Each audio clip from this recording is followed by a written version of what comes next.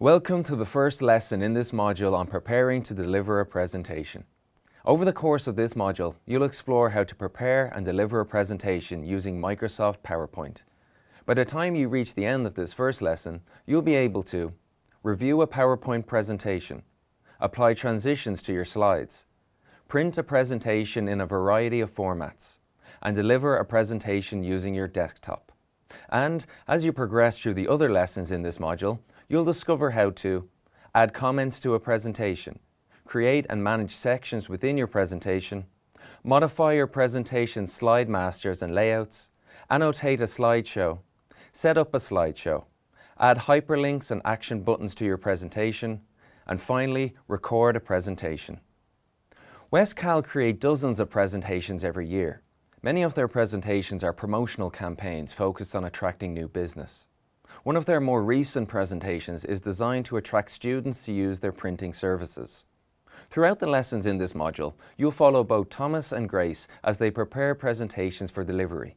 You'll see how they prepare their presentations, collaborate with others, customize their design templates and slideshows. In this first lesson, you'll follow Grace as she prepares her presentation for delivery. You'll also help her out along the way using your new skill set by offering her advice. So, what are you waiting for? Time to get started. Picture yourself in the following situation. You've completed your presentation and you're ready to deliver it to your audience. But have you checked for spelling mistakes? What about grammar issues? You can't deliver a presentation in which you've misspelled Microsoft on every other slide. Imagine the embarrassment. But thankfully, with Microsoft PowerPoint, you can use the review tools to fine-tune your presentation before delivery to make sure these worst-case scenarios never happen. There's several useful tools in PowerPoint for reviewing a presentation and preparing it for delivery. Here's just some of the actions that can be performed with these tools. You can use the autocorrect feature to catch common typo and grammatical errors, review spelling and grammar issues highlighted by the spell checker features, discover more about a selected word or phrase with Smart Lookup, and utilize the thesaurus to quickly find synonyms for a word. Grace needs to review her presentation using these tools. Check in on her progress so far and see if you can help her out. Grace is delivering this year's presentation to promote Westcal's printing services within colleges and universities. Before she can deliver the presentation, she first needs to prepare it. This means reviewing the presentation, printing hard copies, and then delivering it as required. Grace has begun reviewing her slides to catch any spelling or grammar issues that might be in the text. To start off, here's a look at catching spelling and grammar errors with autocorrect. PowerPoint can correct typos and grammatical errors using autocorrect. Corrections are indicated by a blue bar underneath the correction. When you hover over the bar, you'll see a lightning flash symbol. The drop-down choice lets you reverse the autocorrection that PowerPoint has made. You can also modify the feature by clicking the blue bar underneath the correction and selecting Control Autocorrect Options. This opens the autocorrect dialog box for your current language. You can also open the dialog box by clicking the Autocorrect Options button in the Proofing category of the PowerPoint Options dialog box. There are 4 tabs in the dialog box: Autocorrect, Auto Format as you type, Actions, and Math Autocorrect. With the Autocorrect tab, you can enable or disable common autocorrect actions. The list at the bottom of the tab contains common misspellings that PowerPoint will recognize and correct. If a mistake that you often make is not listed, you can add it here so that PowerPoint will catch it. Then, going forward, PowerPoint will recognize and correct that mistake for you. For example, if Replace Text as you type is checked, then Word will automatically replace characters with symbols and fix common typing errors like replacing don't with do not. This could be useful for Grace if she's alerted to some last-minute text changes during her presentation review. The actions in the Auto Format as you type tab expand on the options from the Autocorrect tab. Here you can specify if you would like PowerPoint to perform more complex formatting as you type in your presentation. Microsoft PowerPoint can recognize and interact with certain elements of your document, such as the date and measurements. The Actions tab lets you enable, disable, and customize those actions. The Math Autocorrect tab is useful if you frequently use equations for math, physics, chemistry, or other applications. PowerPoint features several symbols and functions that you can insert by typing a code, like open bracket C and close bracket, which produces the copyright symbol. PowerPoint users like yourself and Grace can also review a presentation using the spell checker feature. The spell checker checks for misspelled words. By default, Microsoft PowerPoint marks spelling errors with a red underline. You can right-click the underlined item to see commands for fixing that error and performing more spelling-related actions. To run a full spell check, click Review, Spelling, and then the spelling icon on the status bar. You can also use the F7 shortcut key. This opens the spelling task pane and shows the first detected spelling error. The error itself will also be selected in the editing window. The task pane shows the identified error along with suggestions for fixing it. You can use the options at the top to ignore one or all instances of this error or add the word to the dictionary. Below the suggestion, there are commands to fix one or all instances of this error using the suggested correction. At the bottom, you will see a definition or synonyms for the word if a dictionary is installed. You can also click the speaker icon to have PowerPoint pronounce the word for you. Finally, you can choose your proofing language using the menu at the bottom of the pane. After you correct an error, PowerPoint will move through each subsequent error in the presentation. Once the last error is addressed, PowerPoint will let you know that the spell check is complete. Keep in mind that PowerPoint spell checker is not foolproof. It could miss errors or identify correctly spelled words, particularly proper names, as incorrect. Always proofread your presentation yourself. Smart Lookup can offer you all kinds of information about a selected word or phrase. To begin, select the text you want to look up and click Review. Then click the Search command on the Insights group of the Review tab or the right-click menu. This opens the Search task pane, which displays information about the selected text. You may be prompted to accept a privacy statement first. You can scroll down to view more results and pictures from websites. The next feature is the Thesaurus feature. You can use this feature to find synonyms for almost any word in your presentation. To quickly find synonyms for a word, right-click the chosen word and select Synonyms. To replace the word that you clicked, click any synonym. If you prefer to use the full thesaurus, you can click the Thesaurus command in the right-click menu, use the Shift and F7 shortcut, or click Review and then Thesaurus. Now the Thesaurus task pane will open so that you can find an appropriate synonym. At the top of the task pane, you can enter a search term and press Enter to perform a search. The results of your search will be displayed in the main area of the task pane. You can click a word to search for it or right-click it for options. At the bottom of the task pane, you can choose the language you want to use. Like any other task pane, the Thesaurus task pane can be resized or moved. When you have finished working with it, click X to close it. You now know how to use the review tools to finalize your presentation so you catch spelling and grammar mistakes and other issues before it's sent out for delivery. Wow, your next presentations are going to look very professional. Have you ever encountered projects where you can't open files that you've downloaded or received over email? And likewise, you've probably sent out files to people only to be told that they can't figure out how to open them. Often these problems arise out of simple compatibility and accessibility issues. For example, maybe the team member can't open your file because they're trying to access it on an older version of PowerPoint that's no longer supported. So how do you work around these issues? You can use the review tools within Microsoft PowerPoint to check the compatibility and accessibility of a presentation. A presentation can be saved for an older version of Microsoft PowerPoint or upgraded for a more recent one using the compatibility features. And the Check Accessibility feature can be used to review a document for issues that might impact on users with disabilities. Over at Westcal, Grace is using the review tools within Microsoft PowerPoint to check the compatibility and accessibility of her presentation before she sends it out to other members of the team for a final review.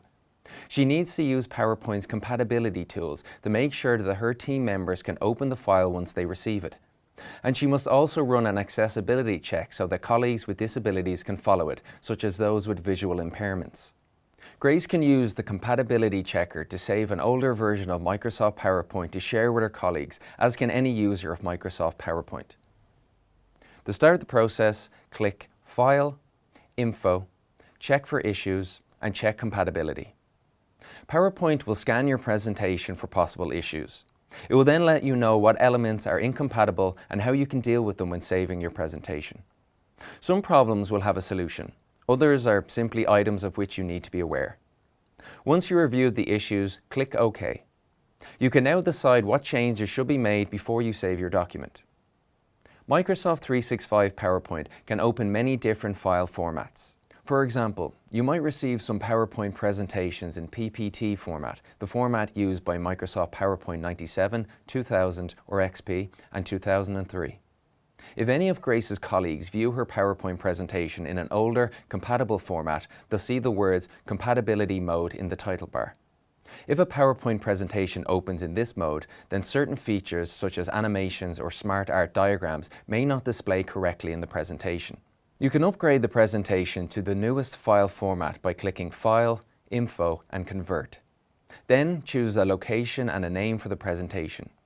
Finally, click Save. The presentation will then be saved in the new file format. Microsoft 365 PowerPoint also comes with a tool to help you check your document for possible accessibility issues. This is great for Westcal, as some of the students Grace will be presenting to might have disabilities or impairments. To begin checking for accessibility issues, click File, Info, Check for Issues, and Check Accessibility. You will be returned to the presentation. The Accessibility task pane will then be displayed on the right-hand side of your screen. Its contents will be divided into 3 sections. You can click on any issue to go to that object and view more information about the related problem in the Accessibility task pane. The Errors section lists items in the presentation that people with disabilities will not be able to access. This includes manual formatting, objects that do not have alternate text, and tables that do not have header rows. Alternate text is a description you can add to any graphic element that can be read by a screen reader to tell a visually impaired user what the graphic shows. The Warning section lists items in the presentation that people with disabilities will find difficult to access. This can include blank characters, awkward table formatting, long headings, and hyperlinks that do not have screen tips. Finally, the Tips section of the Accessibility Checker will give you additional information on ways that you can improve the accessibility of your presentation even further. This includes the use of closed captions and proper slide order. You're now familiar with how to check the compatibility and accessibility of your presentations. Nicely done. How often have you been forced to sit through a boring PowerPoint presentation where every slide looks just like the one that came before it? I'm sure you'd like to avoid this with your own presentations. Thankfully, with Microsoft PowerPoint's transition feature, you can add some visual excitement to your presentations. But what are transitions? And how can you use them to liven up your presentations? With PowerPoint's transition feature, you can customize how slides transition into each other. In other words, how one slide changes into the next. The options offered by PowerPoint are almost endless.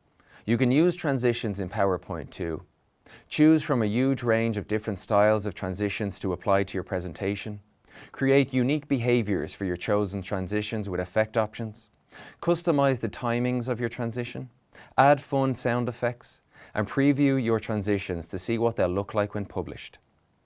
Over at Westcal, Grace has sent her presentation to her colleagues and they've just completed their reviews. Some of them have commented that the presentation itself wasn't really all that exciting to view. They suggested that maybe Grace could use some transitions to add a bit of visual engagement. Grace's colleagues have given her some good advice. Transitions would be a great way to liven up her presentation. So how can Grace and other PowerPoint users apply transitions to a presentation? Check out this tutorial and then see if you can help her out. To apply a transition from the gallery, first select the slide you want to modify from the Slides pane. Then, click the Transitions tab and choose a transition from the gallery. Once you choose the transition, you can see a quick preview in the editing window. If you don't see any transitions that you like, click the up or down arrow to show different thumbnails in the gallery. Or you can use the More arrow to expand the entire gallery. To remove a transition from a slide, choose the None option from the gallery. To set a transition to all slides, first set your options and then click the Apply to All command on the Transitions tab. Keep in mind that if the presentation is very long, then too many transitions will slow down delivery of the presentation or bore the viewer. Be careful too, as some of the more complex ones, like Vortex, might trigger photosensitivity. If you look at the Slides pane, the star icon indicates which slides have a transition or animation. Once you've decided on your transition, you can then set effect options. Once the transition is applied, the Effect Options button is enabled. This button expands into a menu that will show different customization options depending on the transition selected. For example, here are the options for the shape effect. Simply click the Effect Options command and choose your customization. However, bear in mind that there are several transitions which can't be customized in this way, like dissolve or flash. Once you've added your transitions, you can use PowerPoint to customize the timings. In the Duration field on the Transitions tab, you can enter how many seconds long you want the transition to be, or you can use the Advanced Slide options to choose when to move to the next slide. These timing options might be useful if you want your presentation to play automatically. The default choice is on mouse click or the related shortcuts. However, you can also choose after and enter a time in minutes, seconds, or parts of seconds down to hundredths of a second. The final option available to you is adding a sound to your transition. A mix of transition effects, timings, and sound effects can help to really boost your PowerPoint into something special. To add a sound effect, click the Sound menu and choose an option. You can choose between No Sound for a silent slide, or Stop Previous Sound to cut the sound from the previous slide. You can also select various built-in sounds and preview each one by moving your mouse over the sound's name. You can choose Other Sound to upload your own sound file. And finally, there's Loop until next sound. This option plays the selected sound until the next sound in the presentation is triggered. Now that you've created your masterpiece transitions, you need to make sure that they work as intended. And you can do this using PowerPoint's Preview tool. When you choose options from the Transitions to this slide group, using a thumbnail from the Gallery or the Effect Options menu, PowerPoint will automatically show you a preview. To preview the transition manually, you can switch to Slideshow View, or just click the Preview command on the Transitions tab. You will then see a preview of the transitions as it will appear in the slideshow. You now know how to apply transitions to your slides. I can't wait to see how you make use of transitions to liven up your next presentation. Imagine that you've created a presentation to pitch a new product or service within your company. You might have a lot of slides with complex graphs or data that you need to get through quickly. You could give hard copies out to attendees before the presentation begins. They could then use these as reference to follow along. There are loads of different ways to produce a hard copy of your presentation. For example, you can print only the slides you need using the Selected Slides feature, print each slide on its own page using full page slides, or add multiple slides to a page using the Handouts option. Print just the basic outline of your slides, and finally, you can also print slides with associated notes. Over at Westcal, Grace has finished the final review round for her presentation. She must now print the presentation so that she can provide copies of it to potential customers. This way, the hard copies can also function as promotional material. Take a look at how to print a presentation, then see if you can help her out. To begin with, here's an overview of the print commands available in Microsoft PowerPoint. First, there's the Print Your Presentation command. To print, click File, then Print, or use the Ctrl and P shortcut. This will open the print category of Backstage View. The left-hand side of the window contains a pane of printing commands. At the top of this pane is the main print button. Next to this button, you can choose how many copies of the presentation you want to print. In the next section, you can customize the printout by choosing the printer and modifying various settings. Settings that you can modify include the range, format, collation, and color scale. The range is where you manually enter the slide numbers to print. To print individual slides, enter the slide numbers separated by a comma. 2 slide numbers separated by a colon would mean that PowerPoint would print that block of slides. On the right-hand side of the window, you can see a preview of the presentation. Below this, you will find commands to navigate through the presentation and change the zoom level. You can also add the Quick Print command to the Quick Access toolbar, which will automatically send one copy of the presentation to the printer with the default settings. As you've already seen, you can use PowerPoint to print selected slides from your presentation. Here's a quick look at the different processes. The first menu in the settings area of the print category allows you to print only the selected slides. You can also choose the custom range option from this menu and manually enter the slide numbers to print. By default, PowerPoint will print each slide on its own page, which will look like this. This is the first option in the second menu in the Settings section. To print handouts, click the second drop-down menu in the Print category of Backstage View. Then choose the type of handouts that you want to create. You can also choose to print an outline from this menu. Finally, you can also print slides with the associated notes. If the slide does not contain notes, then blank space will be provided. You're now up to speed with the different ways to which you can create and distribute hard copies of your presentation. Excellent work. Once you've finished reviewing your presentation, it's time for the final step, delivery. But what if you need to deliver the presentation online? Maybe you need to hide certain slides depending on your audience. Or you might want to start your presentation from a particular slide. You can perform all of these functions and more with Microsoft PowerPoint. Grace has completed the final review of her presentation and is now ready to deliver it to the local college. However, she receives a last-minute call from the college asking if she could present online instead of over a Microsoft Teams meeting. They would also like a PDF copy of the presentation that they can distribute to students.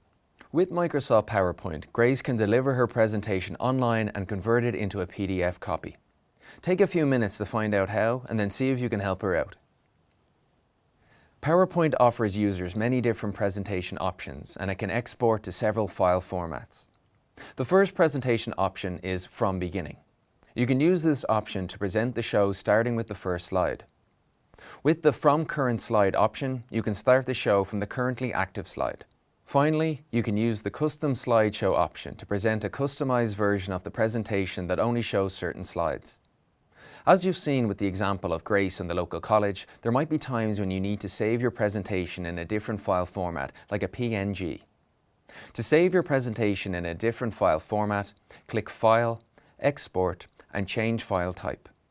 Then choose the desired file type from the available list on the right-hand side and click Save As. The Save As dialog box opens and you can then save your file as normal. Are you familiar with PDF and XPS? These are two other useful file formats that you can convert your presentations to.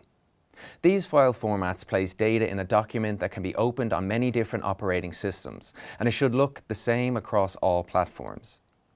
To save the PowerPoint presentation in one of these formats, click File, then Export, then Create PDF or XPS document and Create PDF or XPS. The Publish as PDF or XPS dialog box will open. Here you can choose a location for the file, specify a name, and choose whether you want to create a PDF or XPS file. Click Publish to complete the process. You can now deliver a presentation in several different ways and export it in a number of different file formats. Good work. Welcome to this lesson on collaborating on a presentation. In this lesson, you'll explore how to collaborate with others on a Microsoft PowerPoint presentation. Microsoft PowerPoint offers users a large variety of collaboration tools for working together on presentations. With PowerPoint's collaboration tools, users can compare multiple versions of presentations, add comments and markups, and share presentations across OneDrive and PowerPoint Online. By the end of this lesson, you'll be familiar with these tools and be able to add comments and other markups to a presentation, perform a review of a presentation, store and share presentations on cloud services like OneDrive, and manage presentations by changing names, saved locations, and exploring version histories. Over at Westcal, Thomas is collaborating with his teammates on a client presentation. As part of this collaboration, the team need to review drafts of each other's work using PowerPoint's Comments feature. All copies of the presentation also need to be stored and shared on the web.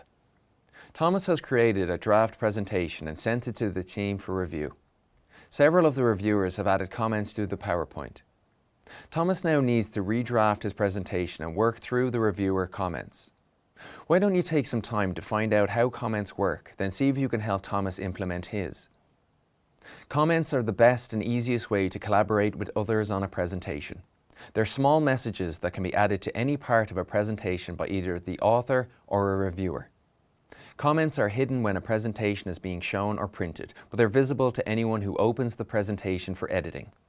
Comments are usually used to add feedback or instructions to change some aspect of the presentation. There's a lot you can do with comments in PowerPoint.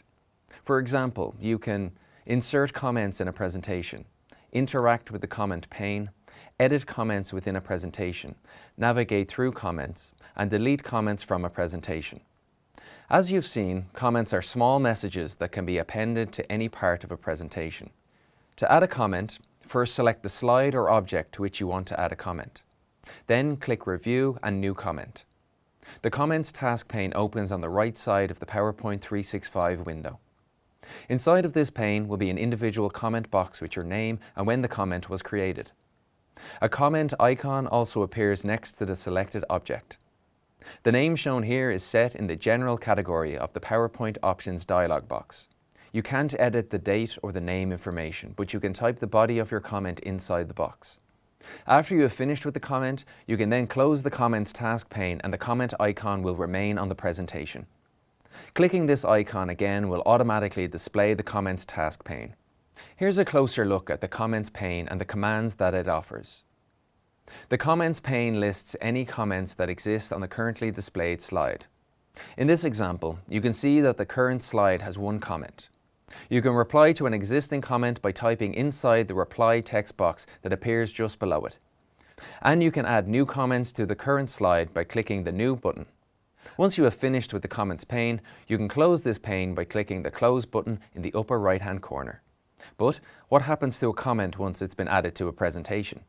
What if you need to add some extra information to the comment as part of your review? Is your original comment locked in? Not quite. Thankfully, even after you've added a comment to a presentation, you can still edit its contents. To edit a comment, just click it to open the Comments pane. Then click on the ellipsis and choose Edit. This highlights the comment and reveals the text box. Now you can edit the comment as required. Once you've added your comment, press the Post Comment button. A presentation can include dozens or even hundreds of comments spread throughout countless slides. So how do you navigate your way through all of these? You can navigate through comments using PowerPoint's Previous and Next commands. Clicking Review and then Next displays the next comment in the presentation. If the first slide is selected, then the first comment in the presentation will also automatically be selected. Clicking Review and then Previous works in the reverse direction by selecting the comment before the currently selected one. Bear in mind that these commands are unavailable if there's no comments in your presentation. What happens if you add a comment to a presentation but later decide that it's no longer relevant? Or maybe you need to create a clean copy of a presentation without any comments in it. This is where the Delete command comes in useful. To delete a single comment, first select the comment. Then click Review and Delete. You can also click the ellipsis on a comment and select Delete Thread to remove a comment and its related replies. To delete all comments in a presentation, click Review, Delete, and then delete all comments in this presentation. If you choose to delete all markup on the current slide, the action will be performed immediately. If you choose to delete all comments in the presentation, you will be asked to confirm your action. The comment is then deleted once you click Yes. You now know how to work with comments in a presentation. I'm looking forward to seeing the results of your collaborations. Developing presentations is often a group effort that involves the whole team working together on the same files. Microsoft PowerPoint offers loads of collaboration tools to help teams build great presentations. These include powerful co-authoring capabilities. Are you familiar with the concept of co-authoring? Here's a quick overview. Co-authoring allows multiple authors to work on the same presentation simultaneously. The feature works by storing a copy of the presentation on a server, which can then keep track of each edit that each user makes. This allows for every author of the presentation to see what changes have been made to the presentation, who made them, and when. Additionally, changes made by separate authors can be combined or reversed. So what kind of co-authoring features are available in Microsoft PowerPoint? With Microsoft PowerPoint, authors can show or hide markups in PowerPoint, compare one version of a presentation against another, review all revisions made within a presentation, navigate the commands within the Compare group on the Review tab, and implement review decisions by combining two different versions of a presentation. Over at Westcal, Thomas is reviewing a draft presentation from one of his teammates. He needs to check it against his version of the same presentation. Then he needs to leave comments and markups within the file. Find out more about how to review a presentation, then check back in with Thomas and give him some guidance. To begin with, here's a look at markups in PowerPoint 365. A markup refers to any comments or annotations that have been added to a presentation. Markups are helpful when collaborating with others and offering feedback, but they can sometimes get in the way. In these instances, you can temporarily hide markups until you need to view them again. To show or hide a markup, click Review, Show Comments, then Show Markup. If the Show Markup options includes a check mark, this indicates that markup is being shown. If there's no check mark visible, then it means that the markup is hidden. Next up is an exploration of the co-authoring feature. While PowerPoint's co-authoring feature can offer a smoother and more efficient collaboration process, you can also collaborate with others without having to use a server. For example, if you have two people working on the same presentation, like Thomas and his colleague, each person can apply their changes to the original copy made by the other person. You can then compare those two versions against each other. From there, you can then choose to accept or reject each change. To compare two presentations, first open the original file, then click Review and Compare. The Choose File to Merge with Current Presentation dialog box will be displayed. Use the controls in this dialog box to browse to the edited presentation. Select the presentation and click Merge. You will then see the original presentation with the Revisions pane open, showing the changes made. Here's a closer look at the Revisions pane. After the comparison has been performed, each slide's revisions will have corresponding indicators in the Slide Changes section of the Revisions pane, as well as on the slide itself in the form of change icons. Any presentation-wide changes, such as a new style or the deletion of slides, will also be listed inside the Revisions pane inside the Presentation Changes section. So how can you review these changes and decide which ones to keep and which to reject? You can work through changes made in the presentation using the commands in the Compare group on the Review tab. Inside the Compare group, you can find commands to compare presentations, manage changes, and complete a review of those changes. With the Compare command, you can compare the current presentation to another file of your choice. The Accept drop-down command is used to accept individual changes, all changes on the current slide, or all changes found in the presentation. The Reject drop-down command is used in the opposite way. Using this command, you can reject individual changes, all changes on the current slide, or all changes found in the current presentation. Click the Previous or Next buttons to navigate through each change in a presentation. The Reviewing pane button will hide or show the Revisions pane. Finally, click the End Review command to save the accepted and rejected changes and end the comparison process. Once you have finished the review process, you can implement your respective accept and reject decisions by combining them. To do this, click Review and then End Review. This action will display a dialog box that will ask you to confirm if you want to end the review. Once you click Yes, all markups will be applied to the original presentation file or discarded as appropriate. You're now familiar with the different tools that can be used to help your colleagues create great presentations. Nowadays, many companies and teams work over cloud services for reasons like cutting down on server costs, facilitating remote working, or because these services offer enhanced security. Cloud services are great for storing and sharing documents. You can access items from anywhere once you have a web connection. Microsoft OneDrive is Microsoft's online file storage service. You can sign up for a free account by logging on to Microsoft.com and searching for Free Office to find the link. It is available to anyone with a Microsoft account and allows users to store, sync, and share files with other users online. You can access these files using your browser or through your OS or operating system if you use Windows 8 or later. Over at Westcal, Thomas has completed a review of his teammate's presentation draft. Now he needs to upload the review copy to Westcal's OneDrive for Business server so that the rest of the team can download it. With OneDrive for Business, Thomas and his teammates can co-author documents from different geographic locations by storing and sharing copies of their presentation on the web. But how does OneDrive work? The first option to explore is the Save to OneDrive option. OneDrive support has been integrated into most Office applications, which means that you can save your presentations directly to the web. To do this, click File, Save As, and then OneDrive. Then select a location in OneDrive to save your file to. If you're not currently signed into OneDrive, or if you are saving to OneDrive for the first time, you will need to click the Sign In button. This action will open a dialog box where you can enter your Microsoft account username. Click Next to continue. Once you have logged in, your presentation is then saved to a folder inside your OneDrive account. You can share the presentation with others and access it online from this folder. But what if the computer that you are using doesn't have PowerPoint installed? No problem.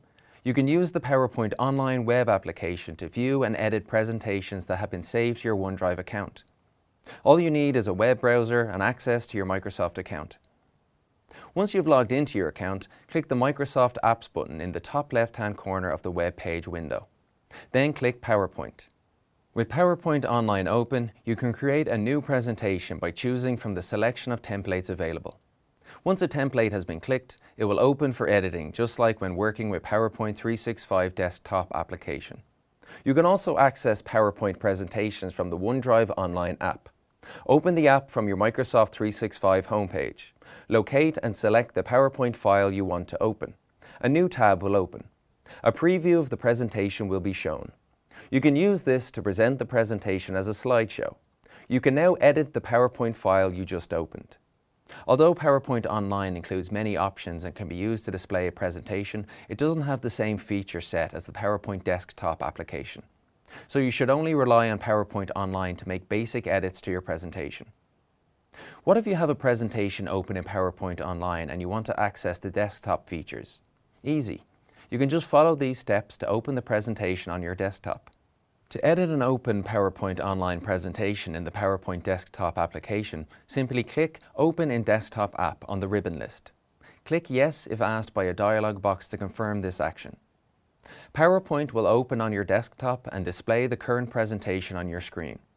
Note that the file may open as read-only, requiring you to click Edit Anyway to start working with the file. Even though you're working with the desktop version of PowerPoint, any changes that you make will be automatically saved to the online file. This means you can use the desktop app without having to worry about version control. When you are finished working with the desktop version of PowerPoint, you can simply close the program by clicking File, then Close. You can then return to your internet browser. If prompted, click Resume Editing here. You will now be working with the updated version of your presentation. So you've created a presentation using PowerPoint Online. But how do you move a copy of this presentation to your desktop? One simple way to copy a file to your local computer is to open OneDrive in your browser. Then navigate to the file you want to copy. Right-click on the file and select Download from the option list. Your file will be saved to the folder you have configured to receive downloaded files, typically the Downloads folder in Windows 10. To open the downloaded file from your browser, click Open File under the file name in the list of downloaded files at the bottom of the window. If your presentation is already open in PowerPoint Online, you can also click File, Save As, and then download a copy with the same result. You might be wondering what happens if you begin working on a downloaded file on your desktop. How do you make sure that this file syncs with the online version? Microsoft OneDrive provides the functionality to sync files between your local computer and online. If you add or change files or folders in your OneDrive folder on your local computer, those files or folders are added or changed on your OneDrive website and vice versa.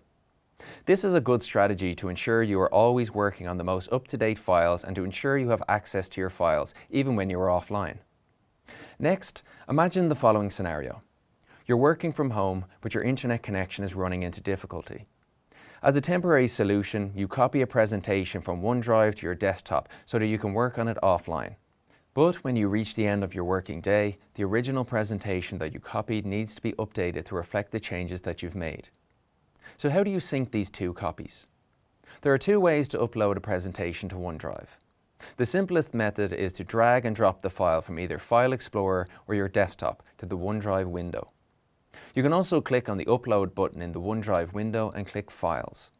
This will launch the Open dialog box. From here, you can locate and select the presentation you would like to upload. To complete the upload process, click Open.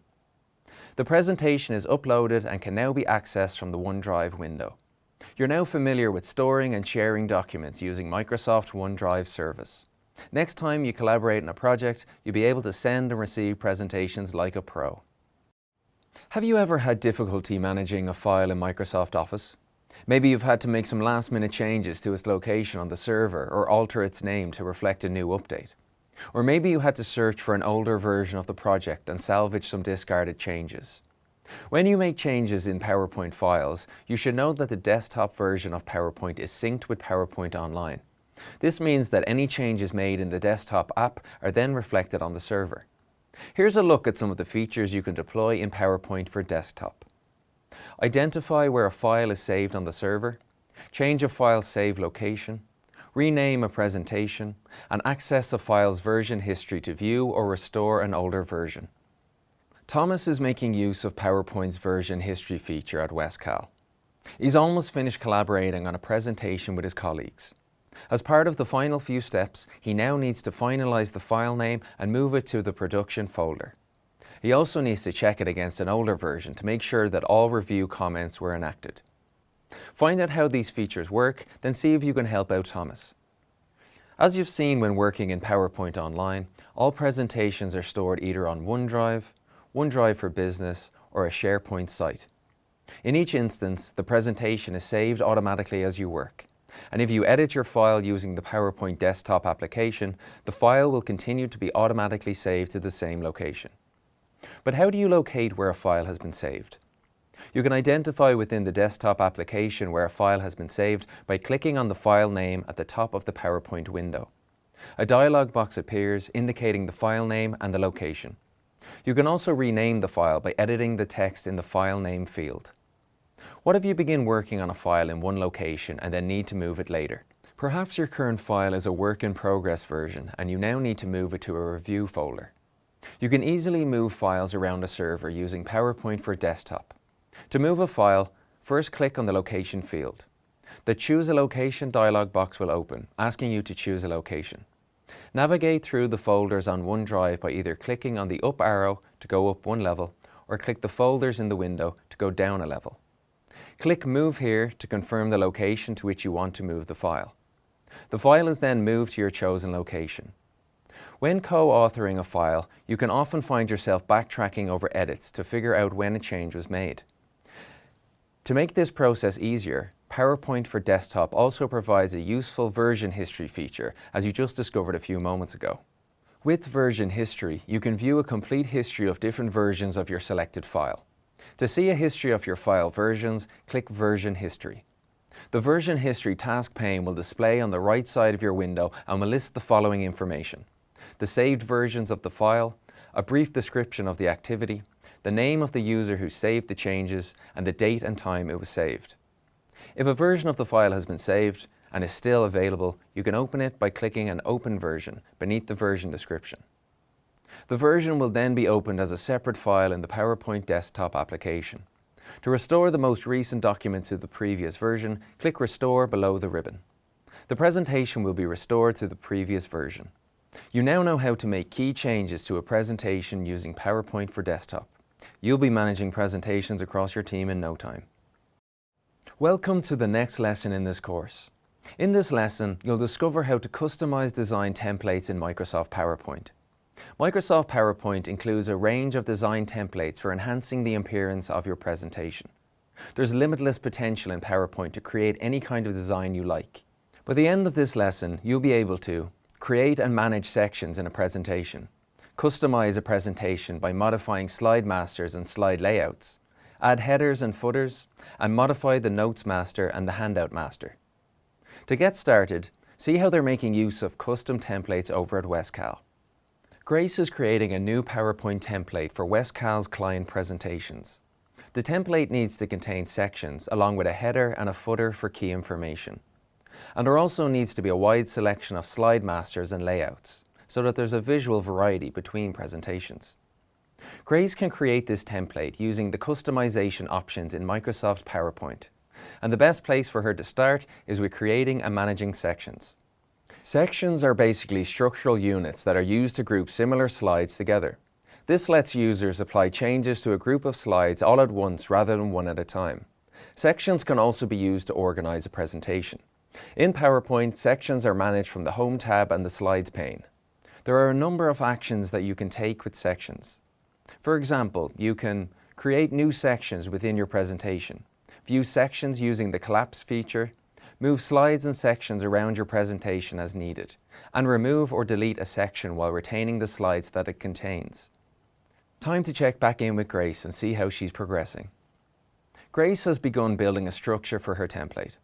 She has decided that the basics of this structure will be a series of sections that will hold related slides together. Grace can build and manage these sections using PowerPoint. So how can Grace, or another user like yourself, create and manage sections in Microsoft PowerPoint? To create a section, first decide which of your slides is the start of the section, or group select all of the slides that you want included in the section. Next, click Home, Section, then Add Section. A Rename Section dialog box will pop up. Inside the provided field, you can then enter a new section name. Click Rename to apply the change. But if you don't want to rename the section at this point, just click X to close the dialog box. If you decide not to name your section, then the Slides pane shows a divider with the name Untitled Section before the currently selected slide. If you decide to rename this section later, just right-click its header and click Rename Section. This action will redisplay the Rename Section dialog box. When creating presentations and templates, you'll often find yourself working with a lot of different sections. It can be difficult to navigate through these sections, especially if they all contain a lot of slides. This is where Microsoft PowerPoint's Collapse feature comes in useful. You can use the Collapse feature to hide sections when you're not using them. To collapse a section, click the arrow to the left of the section name. Once a section has been collapsed, you can expand it again by clicking the same arrow. You can expand or collapse all sections within a presentation using the commands in the Section drop-down menu on the Home tab. Imagine you're working on a section within a presentation, but you then realize that some of its slides are incorrect and should be in a different section. How can you fix this? Do you have to rebuild the slides all over again? Thankfully, with Microsoft PowerPoint, you can simply drag and drop slides between sections as needed. To move slides between different sections, just select the slides you need and then drag and drop them into place. You can also reorganize entire sections by clicking their section headers and then dragging and dropping them into place. This process will automatically collapse all sections within your presentation while you're completing the action. This makes it easier to move them around. Here's a scenario for you. You sent your PowerPoint template to a colleague for review and they've just sent over their feedback. They want you to remove the final section in your presentation and merge its slides with another section. So how can you remove this final section without losing the slides? To remove a section without deleting the slides it contains, right-click the section header and click Remove Section. The section is removed, but the slides remain in your presentation. But what if you want to delete the slides that a section contains, along with the section itself? To remove everything within a section, use the Remove Section and Slides command in the same menu. If there is more than one section in a presentation, then the Remove Section command will be unavailable when right-clicking the first section in the presentation. If there is only one section in the presentation, then this command will still be available. You can also find these commands in the Section menu on the Home tab while a section is selected. You can now use Microsoft PowerPoint to create, view and delete sections within a presentation, as well as move or alter slides and sections. Great work! I'm looking forward to seeing how you make use of sections in your next presentation. Building customized templates in Microsoft PowerPoint can take a long time. So how can you make the process quick and easy for yourself? With the help of Slide Masters and Slide Layouts. These features let you quickly and easily customize and edit slides when building presentations. Slide Masters are used to set the layout, text and theme settings for the slides within a presentation. Any changes that you make to a slide master affect every slide in a presentation that was based on the master that you are using. This system allows you to tweak a presentation much more quickly, as you can simply make changes to the slide master rather than each slide individually. With the help of Slide Masters, Microsoft PowerPoint users can create and manage new and existing master slides, manage commands from the Slide Master tab, work with custom slide layouts, add background images or styles to slides, and create and manage custom themes. Over at Westcal, Grace is in the middle of developing a PowerPoint presentation template. She needs to create several master slides that can be reused throughout the template. She also needs to add the company's logo as a background image. Grace can use Microsoft PowerPoint's Slide Master features to create the template for Westcal. Next up is a brief overview of how the Slide Master feature works. Once you're up to speed with it, see if you can give Grace some guidance with her template. The Slide Master view can be used to view Slide Master commands and create and edit Slide Masters. To open Slide Master view, click View and then Slide Master. This will display all Slide Masters and open a new Slide Master tab.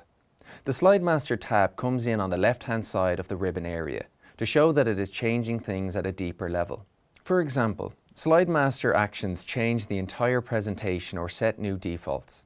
This tab is contextual in that it only appears in this view, but it also remains open until you close it or switch to another editing view within your presentation. The Slides pane will display all the master slides in the current presentation. Each Slide Master is marked by a number to its left. Slide Masters are also larger than the other slides. The individual slide layouts in that master will appear underneath it.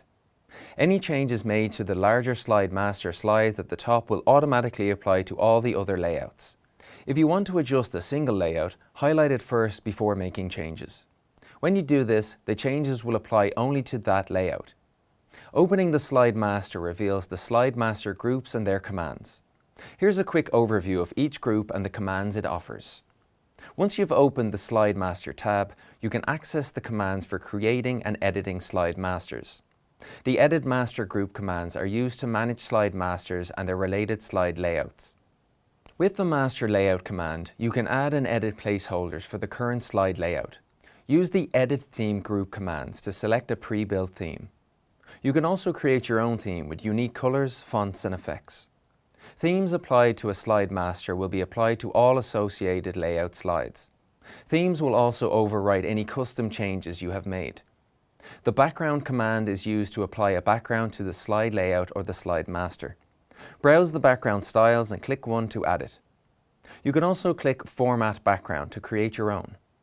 Use the Size command to specify slide dimensions as well as slide orientation, either portrait or landscape. Finally, you can use the Click Close Master View command to close the Slide Master tab and the Master View. The Slide Master tab will also close if you switch to another master view or back to normal editing view. Next is Custom Slide Layouts.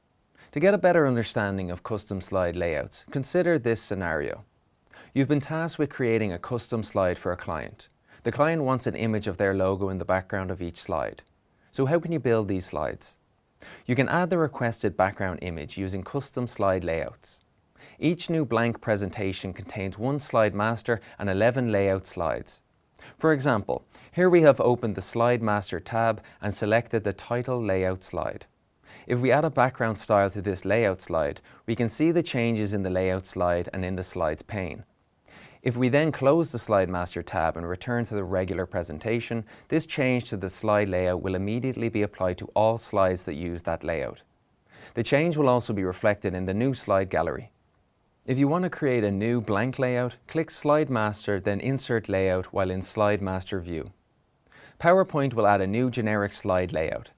You can now add and modify placeholders and style the slide as you see fit. You can add several different background styles to a slide layout, including background images like in our scenario.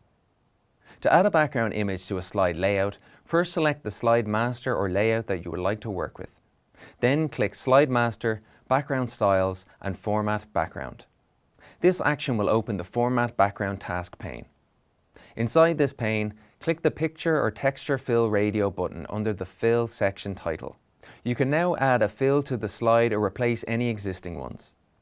The Format Background task pane then shows all the controls related to the selected option. Under the Picture Source section header, you can choose a background image that resides on your computer's clipboard, or you can insert from multiple sources. Selecting Insert will open a pop-up dialog box. For this example, we will select From a File button, which opens the Insert Picture dialog box. Using this, you can find a picture on your PC, select it, and then click the Insert button. The selected image will now be the background for the selected slide or all slides if you have the master selected. To return to our earlier example, what if the client also requested that each slide had the same theme as well as background image? With Microsoft PowerPoint, you can build custom themes for your presentations that include custom fonts, colors, and effects. Once you have customized a theme, you can then save the entire package as a custom theme. Just click the Save Current Theme option from the Themes gallery on the Design tab or the Slide Master tab. A Save dialog box appears. Enter the new name for the theme, then click Save to apply. All your saved custom themes are shown in the Custom section of the Themes gallery. You now know how to work with slide masters and layouts to apply consistent designs and layouts in your presentation. So next time someone needs a custom slideshow, you're the one they can turn to. There are times when you could be asked to create a presentation that contains similar information repeated on every slide, like the time and date, slide numbers, or the title. This information is usually contained in either the header or the footer portion of a document. Do you know what headers and footers are? Footers are content placeholders that can be added to the bottom of slides as well as notes and handouts, while headers are added to the top. These placeholders can hold any kind of content, but they are typically used to include basic information such as the presentation title, slide number, or the current date. Over at Westcal, Grace is putting the finishing touches to her PowerPoint template. Westcal have requested that the template contain the title, time, and date on each slide. Grace has decided to include the presentation title in the header and to add the time and date to the footer. So now you know what headers and footers are and how they're used. Here's an overview of how to work with them in PowerPoint. Once you've viewed it, see if you can help Grace. You can add headers and footers to a presentation by opening the Insert tab and then selecting Header and Footer. You can also click the Date and Time or Slide Number commands on the Insert tab to open the Header and Footer dialog box. Select a command to open the Header and Footer dialog box. The dialog box contains two tabs, Slide and Notes and Handouts. The Slide tab lets you control what appears in the footer of each slide. For example, you can include the date and time, slide numbers, or custom footer text. The Notes and Handouts tab lets you control the headers and footers for those elements. It includes many of the same controls from the previous tab, but it also includes a header field. When you have major changes, click Apply to All on the appropriate tab of the dialog box. The dialog box will close and your changes will be applied to each slide in the presentation. You're now up to speed with using headers and footers to add information to slides in your presentation.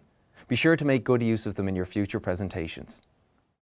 A PowerPoint presentation can contain a lot of information outside of what's shown to your audience. For example, maybe the last presentation you created has headers and footers that contain important information like dates. Or maybe you've added complex notes under each slide that offer more insight into the information presented on screen. So how do you reproduce all this material when creating hard copies of your presentation? The Notes and Handout Masters are a great way of providing supplementary printed materials to accompany the presentation itself. The Notes Master controls the location and formatting of different elements like orientation, style, and placement options when you print or view notes from your presentation, while the Handout Master is used to map the location and formatting of other aspects of a presentation like headers, footers, dates, and page numbers. Over at Westcal, Grace needs to print a hard copy of her presentation. The handout must include copies of the notes under each slide along with page numbers, headers, footers, and the date. She can create these using the Notes Master and Handout Master in Microsoft PowerPoint.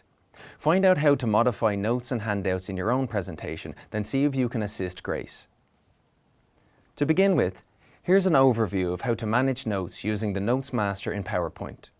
To open the Notes Master view, click View and then Notes Master. When you open Notes Master view, you will see the note template used by PowerPoint. You'll also see a new Notes Master tab that has been added to the beginning of the other tabs on the ribbon.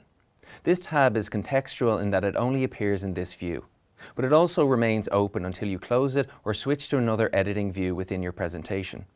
You can now edit this page however you like using the commands on the Notes Master tab. This can include changing the header, date, slide image, notes pane text, footer, and page number settings. Finally, you can print or view notes pages by clicking File, Print, Full Page Slides drop-down, Print Layout, and then Notes Pages.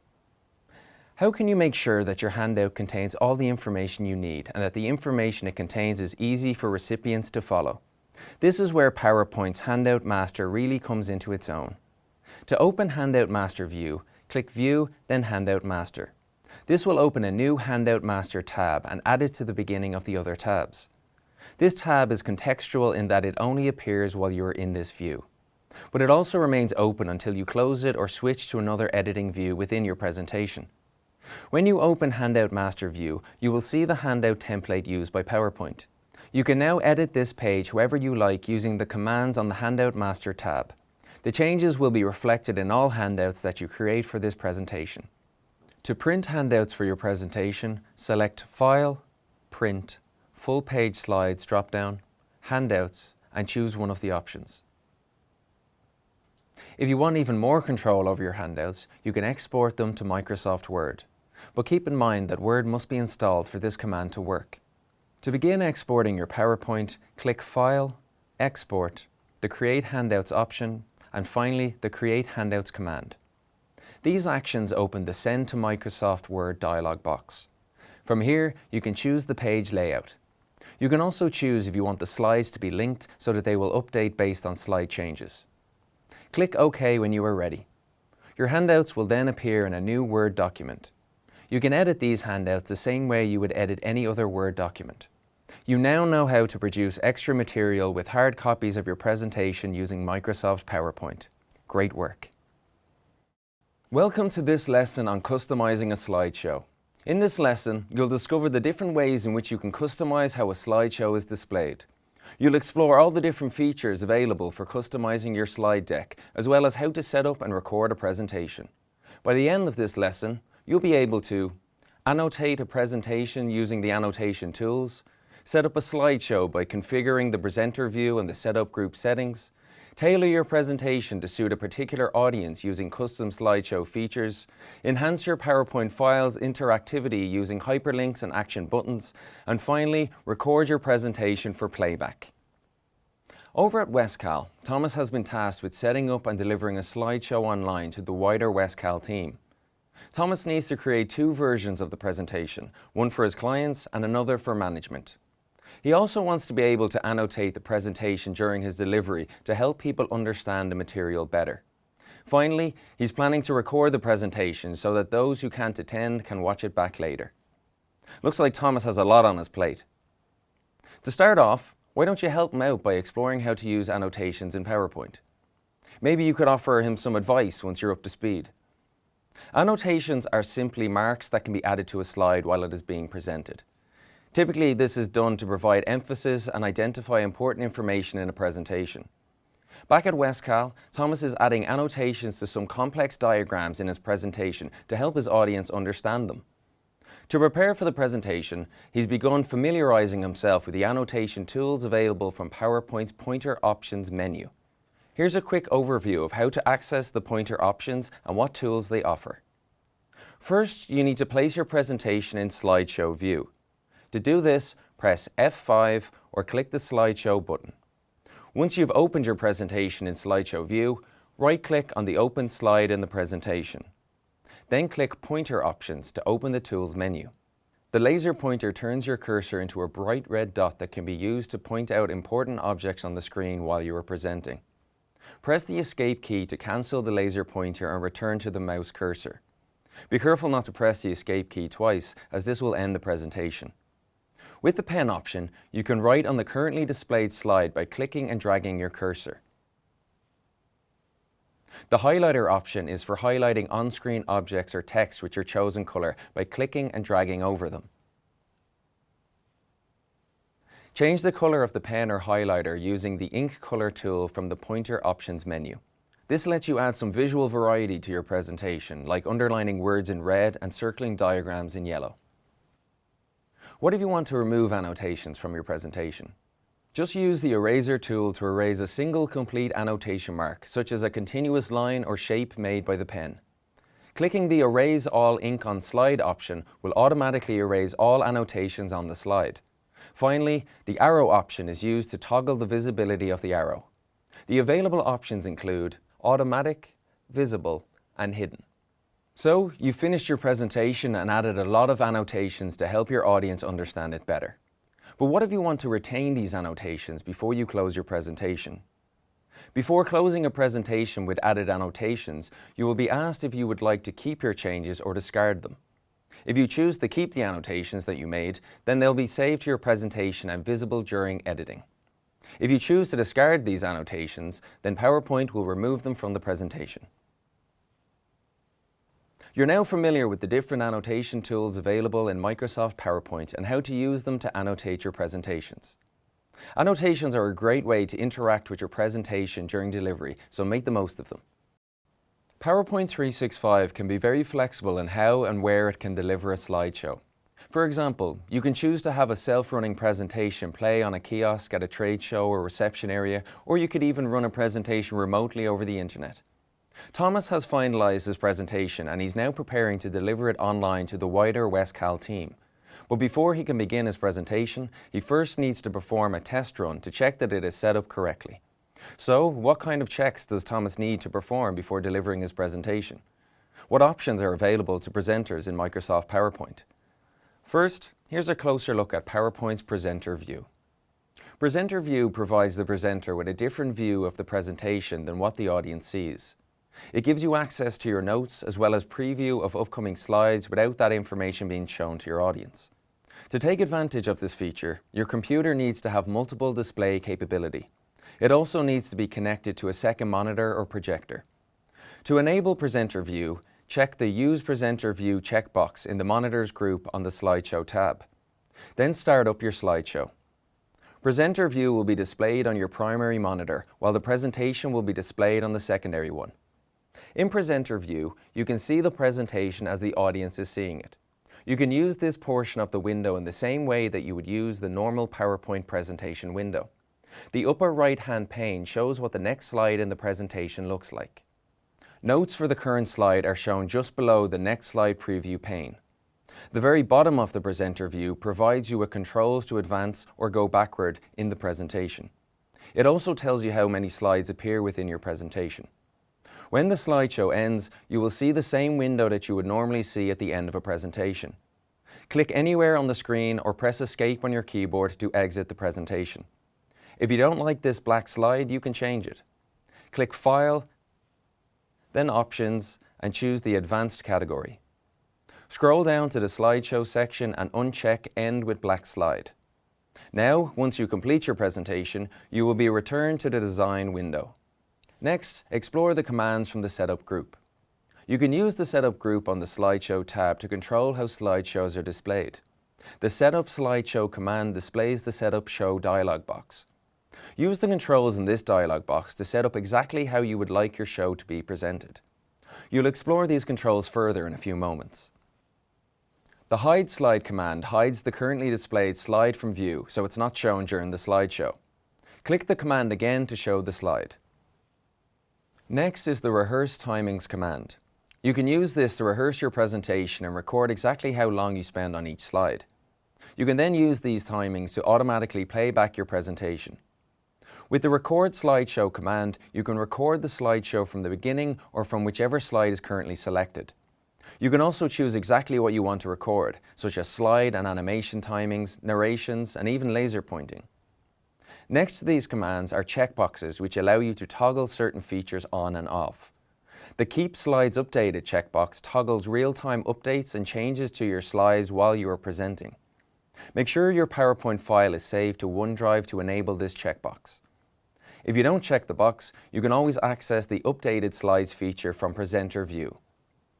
Next is the Play Narrations checkbox. You can use this checkbox to toggle narration options and laser pointer movement. The Use Timings checkbox toggles timing options that can be used to automatically play back your presentation. Finally, the Show Media Controls checkbox sets when controls are displayed for embedded media. When this checkbox is checked, the media controls will be displayed when you move your cursor over the media itself. Next, here's a closer look at the Setup Show dialog box controls as promised. The Setup Show dialog box provides all sorts of different controls that you can use to customize how your slideshow is displayed and run. As you've already seen, to open this dialog box, just click Slideshow and then Setup Slideshow.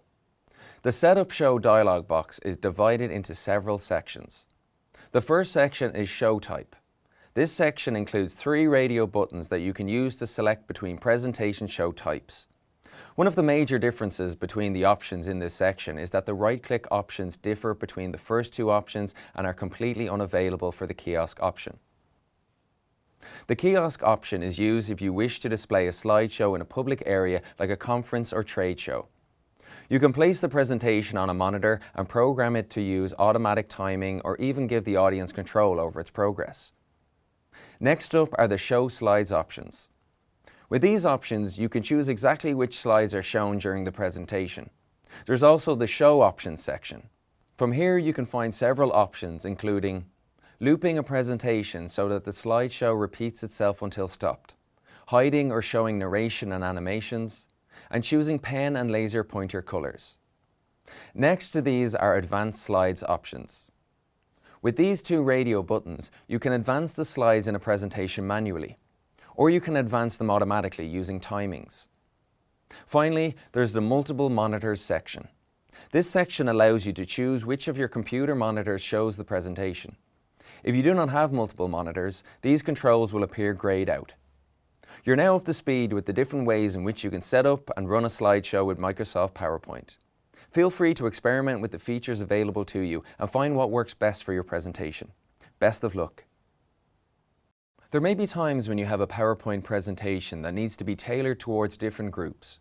Maybe you need one version that you can show to management and another for your clients. Fortunately, this doesn't mean building two separate PowerPoint files. With PowerPoint's custom slideshow features, you can rework the one presentation for multiple audiences. Custom slideshows are different versions of an existing presentation that include only a select number of slides from the original show. By creating a custom slideshow, you can tailor a presentation to a particular group. This means that you don't have to create a whole new presentation or delete material from the original file. Over at Westcal, Thomas is creating a presentation that must be delivered to his clients and some members of senior management. However, some of the slides contain sensitive company information which must be hidden from his clients. To work around this, he needs to create a separate version of his presentation for each audience. So how can Thomas build a separate presentation for each audience? Here's an exploration of the process for creating custom slideshows. To start creating a custom slideshow, click Slideshow, Custom Slideshow, and then Custom Shows. The Custom Shows dialog box will display. The Custom Shows dialog box is used to create and manage custom shows for the current presentation. You can use this dialog box to edit existing custom slideshows, copy them, or remove them entirely. To create a new custom show, click the New button. Select New to display the Define Custom Show dialog box. You can now begin creating a custom show from the options available in this box. To add slides to a custom show, first select the checkboxes for the slides that you would like to add from the list on the left-hand side of the dialog box. Once you have selected all the slides that you would like to include in your presentation, click the Add button. To change the position of a slide that has been added to a custom show, select the show from the Slides and Custom Show list. Then use the arrows to reorder the slide. You can also remove slides that have been added to a custom show by clicking the Remove button. You can also give your new custom show a name by typing it into the slideshow name text box. Once you have finished creating a custom show, click OK to create it. You will be returned to the Custom Shows dialog box and you'll see the new custom show listed. The ability to create custom shows is a great asset in PowerPoint. Take the earlier example of Thomas's presentation for Westcal. With custom slideshows, Thomas can create two versions of his presentation for Westcal, one for his colleagues and another for management. Now that you've created your custom show, how do you present it to your intended audience? To present a custom show that you've created, click Slideshow, then Custom Slideshow, and finally select your custom show. You can also click the Custom Shows option to open the Custom Shows dialog box. Then select the presentation and click Show. You can now customize your presentations to deliver a selection of slides to suit a particular audience. And you also know how to access and present your custom shows in PowerPoint. With this knowledge at hand, you'll be running custom slideshows in no time. Great work. Occasionally there may be a resource, like a web page, that you can't directly embed into a presentation. Hyperlinks and action buttons can be added to a slide in your presentation to lead to those resources when they're clicked. Hyperlinks are text or objects that, when clicked, connect to a web page, a file, or another location in the current document. With action buttons, you can instruct PowerPoint to perform a specific action when you click or move your mouse over a particular object. For example, you can add an action button that will execute a macro or launch a program. Over at Westcal, Thomas is preparing to deliver a presentation to his colleagues that outlines some of Westcal's new projects. He's decided to add hyperlinks on the slides that provide an overview of these new projects. When clicked, the hyperlinks will link to documents and websites that can be used to find out more information about each project. Looks like Thomas could do with some help adding these hyperlinks and action buttons. Take a few moments to find out how they work so that you can offer him some advice. To add an action button to your presentation, first select the object that you would like to use as a button. Then click Insert and Action. This action will open the Action Settings dialog box. The Action Settings dialog box is divided into two tabs, Mouse Click and Mouse Over. If you want an action to occur when the action button is clicked, use the commands on the Mouse Click tab. Or if you want an action to occur when the mouse cursor moves over a button, use the controls found on the Mouse Over tab. Don't worry about choosing between these tabs. Both include the same sets of controls. Here's an overview of the controls available and what each one does. The None control is selected by default. This option assigns no action. When the hyperlink option is selected, a hyperlink can be assigned to the button or object. To add a hyperlink, select some text. Then select the hyperlink option from the Actions tab. In this example, you can program the presentation to move to the next slide when the link is selected. You can also choose from Run Program, or Run Macro to run a specified macro when an object is clicked or hovered over. There's also the Object Action control. This option is used to set a linked or embedded object as a trigger to complete an action. You can also play a sound, or highlight an object. Once you've set your controls, set OK to confirm. And that's how you add resources and interactivity to your presentation using hyperlinks and action buttons. Make sure to use them where they're most effective and where they count. With Microsoft PowerPoint 365, you can rehearse your presentation and record the slide timings as you complete it. If you have a microphone connected to your computer, you can even narrate and record the presentation so that it can be played back. Over at Westcal, Thomas is due to deliver his presentation on his latest projects to the team. However, some of his colleagues can't make it to the presentation. As a workaround, Thomas is going to record the presentation and then upload it to the Westcal server so that his colleagues can view it later. That's a great workaround that Thomas has found. But there's a lot of steps involved in recording a presentation. Why don't you familiarize yourself with Microsoft PowerPoint's recording process and features, then see if you can assist him. To record timings, narrations, and laser pointer gestures while presenting a slideshow, just select the following commands. Click Slideshow and then Record Slideshow. From the drop-down menu, decide if the recording should start from the current slide or the first slide in the presentation. This action will start the slideshow with the recording screen on the main monitor. There are several different features within this main monitor that you can use to help with your recording. You can use the control buttons to start your recording by selecting Record. You can also stop or replay your recording. The Notes command can be used to show or hide your notes, or adjust the size of text for ease of reading. Use Clear to clear the recording on the current slide or on all slides. The Settings button opens the microphone and camera settings. You can use the Return and Advance buttons to return to a previous slide or advance to the next one. The Slide Information button shows the current slide, the slide number, and the recording time. Access pen options to turn your cursor into an eraser, a pen, or a highlighter. You can also choose different colors for your pen. Use connection options to mute yourself, turn the camera off, or preview your camera when it is turned on. Finally, the main screen displays the slide that the audience is currently looking at. Once you have finished your recording and click Save, the recording will be saved as a separate PowerPoint show. Double-click on the file to start the slideshow. How can you determine how long each slide in your presentation appears on screen for? What if you need some slides, like diagrams or those with large amounts of text, to appear on screen for longer than others? With the Rehearse Timings feature, you can tell PowerPoint how much time it should allow for each slide. This lets you perform a rehearsal of your timings. The timing settings can then be used for both an automatic presentation and for presenter view. To start this feature, click Slideshow, then Rehearse Timings. The slideshow begins and the recording shortcut menu appears in the top left-hand corner. When you finish the slideshow, you'll be provided with the total time and asked if you want to keep it. Click Yes to save the new timings or No to discard them. You'll then be returned to your presentation in Slide Sorter view. Remember, you can redo the rehearsal as many times as you like, but only the timings from the most recent rehearsal will be saved. And there you have it. Those are the tools and features at your disposal for recording presentations. Best of luck with your recordings. Throughout the last few lessons, you've discovered how to customize a slideshow with Microsoft PowerPoint.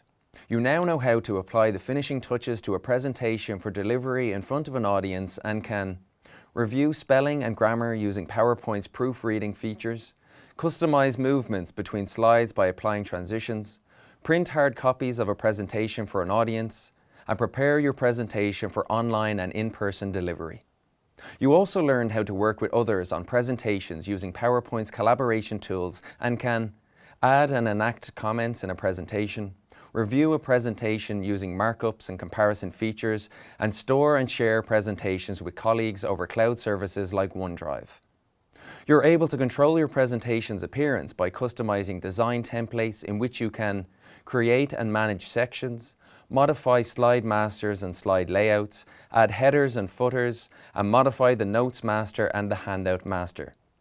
And you're also up to speed with other customization features and know how to annotate a presentation using the pointer option tools, take advantage of PowerPoint's flexible delivery options, create separate slideshows for different audiences, add engagement with hyperlinks and action buttons, and finally, record a presentation using PowerPoint's record functionalities.